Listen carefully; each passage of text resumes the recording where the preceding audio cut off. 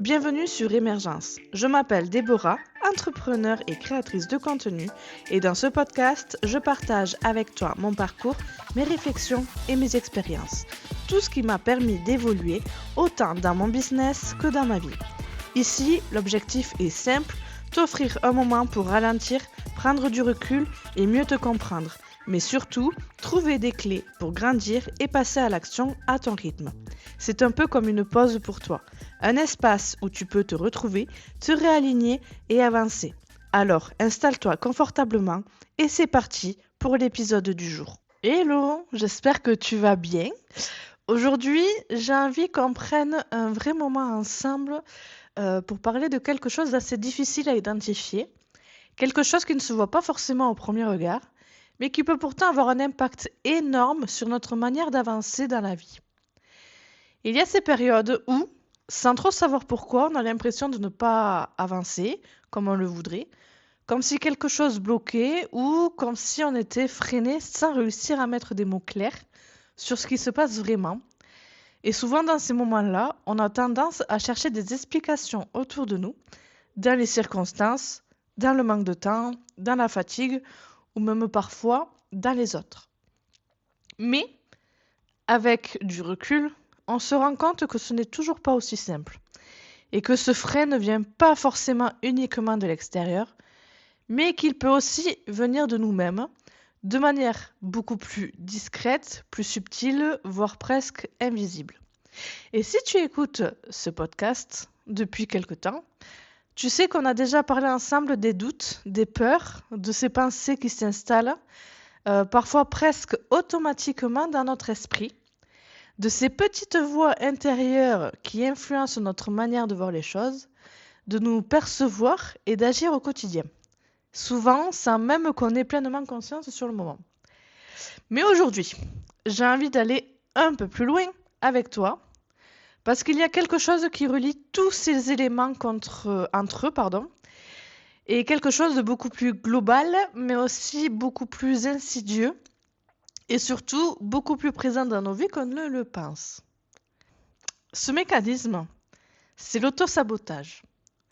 Parce que contrairement à ce que l'on pourrait imaginer, l'autosabotage n'est pas quelque chose de spectaculaire. Et ce n'est pas une décision claire et consciente que l'on prend en se disant qu'on va se mettre des bâtons dans les roues. Ce n'est pas non plus quelque chose de facilement identifiable, bien au contraire.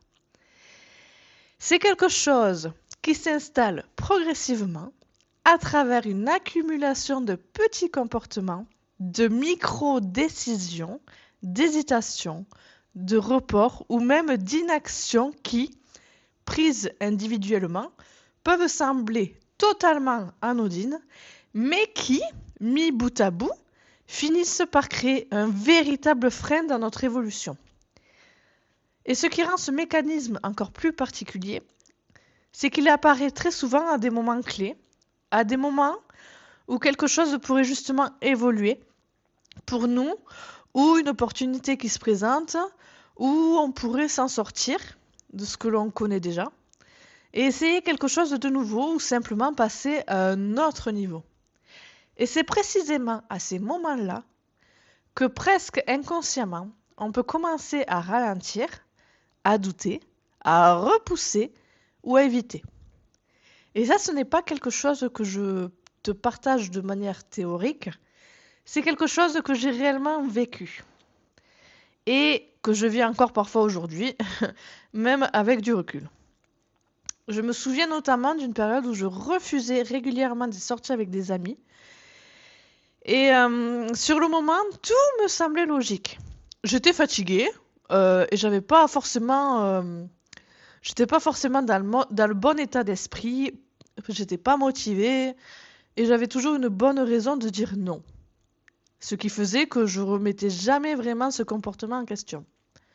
Mais avec le temps, en prenant du recul et en observant ce qui s'était installé sur la durée, je me suis rendu compte que ce n'était pas uniquement une question de fatigue ou d'envie, mais que c'était aussi une manière de me replier sur moi-même et de rester dans quelque chose de connu, de confortable, même si ce n'était pas forcément ce dont j'avais réellement besoin à ce moment-là. Forcément, ce recul, je l'ai eu en discutant avec ma psy, en mettant des mots sur mes mots. Et petit à petit, sans que ce soit brutal ou visible immédiatement, du coup, ça a créé une forme d'isolement. Quelque chose de progressif, très silencieux, et qui s'est construit au fil du temps sans que je m'en rende compte.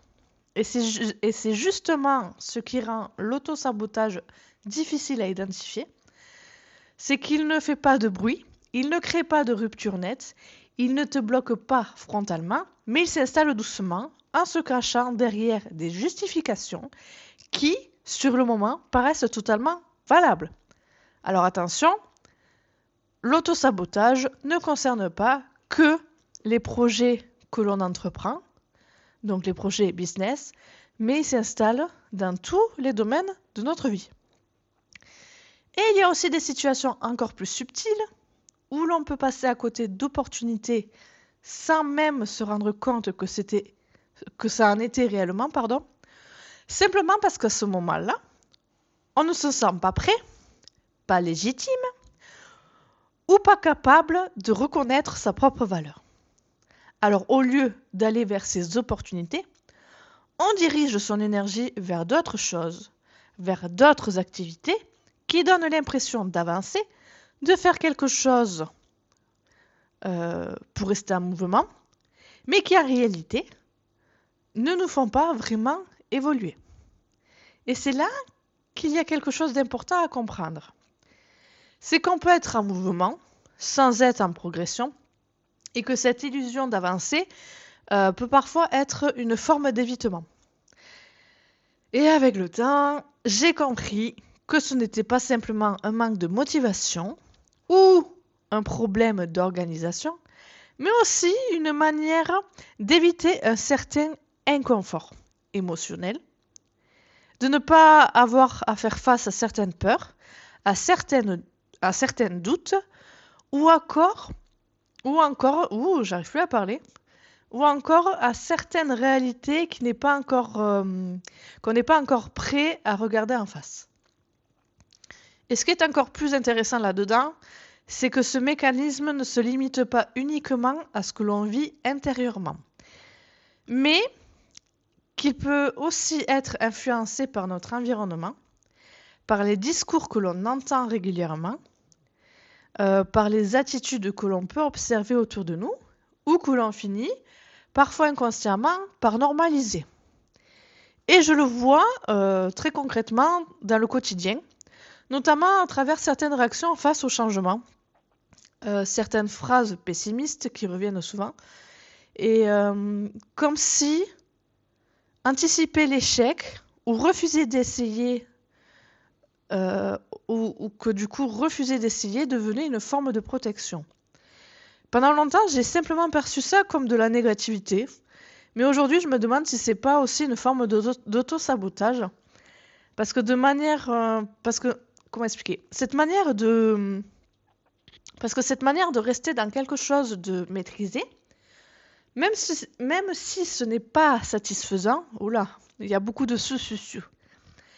Et que du coup, plutôt que de prendre le risque d'évoluer, il y a un point où on sous-estime énormément nos capacités. C'est le poids des mots, notamment ceux que l'on utilise envers soi-même au quotidien, qui joue là-dedans. Parce que même lorsque certaines phrases sont dites sur le ton de l'humour, même lorsque l'on pense que ce n'est pas sérieux, le cerveau, lui, il enregistre et à force de répétition, ces mots finissent par s'ancrer profondément et deviennent des automatismes. Il influence progressivement la manière dont on se perçoit et la manière dont on agit et même les décisions que l'on prend, souvent sans en avoir conscience, forcément. Parce que sortir de l'auto-sabotage, ce n'est pas quelque chose qui déjà se fait du jour au lendemain. Ce n'est pas une transformation instantanée. Et forcément, c'est un processus qui demande du temps, de la répétition et surtout une certaine bienveillance envers soi-même. C'est apprendre à observer ses pensées sans les considérer automatiquement comme des vérités absolues. c'est apprendre à prendre du recul et à faire des choix plus alignés avec ce que l'on veut réellement. C'est aussi, petit à petit, construire une relation différente avec soi-même, une relation qui ne soit pas uniquement basée sur l'exigence, le doute ou la remise en question permanente, mais sur quelque chose de beaucoup plus stable, plus apaisé, avec plus de confiance, plus de patience et plus de reconnaissance envers ses propres efforts. Parce qu'on a souvent tendance à attendre de se sentir prêt à agir. On doit attendre forcément de vouloir se sentir légitime, de se sentir confiant, sûr de soi, comme si la confiance devait venir en premier. Sauf qu'en réalité, c'est souvent l'inverse qui se produit. Et j'en fais les fruits moi-même par rapport à ce podcast. L'action donne de la confiance. La confiance ne vient pas avant l'action. Elle se construit à travers l'action. Et dans ces moments que l'on décide d'avancer malgré le doute, malgré les hésitations et ces petites voix intérieures qui continuent d'être présentes, mais à laquelle on choisit progressivement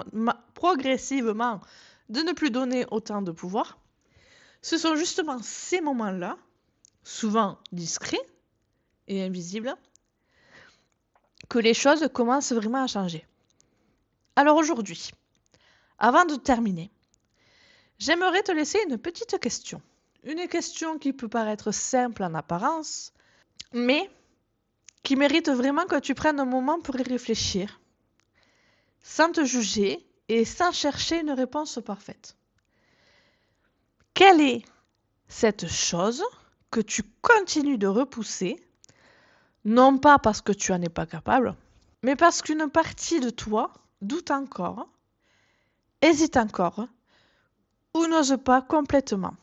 Et si aujourd'hui, tu décidais simplement de faire un pas vers cette chose, pas quelque chose de parfait, pas un grand changement, juste un pas, quelque chose de simple, de concret, mais de réel, parce que c'est souvent comme ça que les choses commencent. Pas de manière spectaculaire, c'est pas ce que l'on demande et c'est jamais ce que je vais promouvoir dans ce podcast. Les choses spectaculaires, pour moi, ça n'existe pas. Donc, il n'y aura pas non plus de transformation immédiate, mais ça sera plutôt une manière discrète et pourtant qui sera très transformatrice sur le long terme. Et peut-être qu'au début, tu ne verras pas tout de suite la différence. Peut-être que le doute sera encore là, ce qui est normal. Peut-être que ce sera inconfortable, mais à chaque fois que tu avances malgré ça, tu es en train de te prouver quelque chose d'essentiel. Tu es capable. Alors, merci d'avoir pris ce temps pour toi. Et si cet épisode t'a parlé, prends vraiment quelques secondes après l'avoir écouté pour noter cette chose que tu repousses et fais le premier pas, aussi petit soit-il. Et si tu ressens l'envie, tu peux aussi me partager ce que cet épisode a fait résonner en toi. Parce que mettre des mots, c'est déjà commencer à avancer. Alors, merci d'avoir écouté et je te retrouve bientôt pour un nouvel épisode sur Émergence.